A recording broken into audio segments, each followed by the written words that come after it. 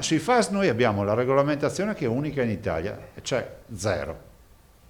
Non mi sembra che ancora il governo abbia adottato una regolamentazione come la nostra. Tradotta per la signora Maria cosa significa? Che in Veneto sei sicuro di berti acqua con FAS zero. In giro per l'Italia no. L'inciso del governatore Zaia all'indomani del tavolo tecnico del Ministero all'Ambiente sul tema dei limiti dei FAS nelle acque di scarico. L'obiettivo regionale sembra lontano da essere adottato anche a livello nazionale. L'Italia sembra più incline ad allinearsi ai livelli più elevati europei.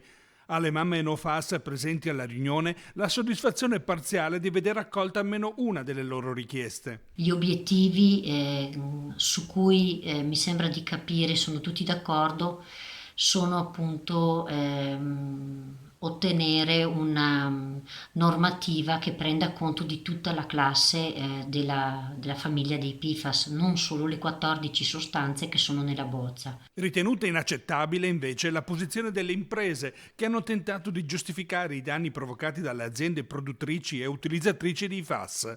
Per Federchimica l'uomo prima sbaglia, poi impara.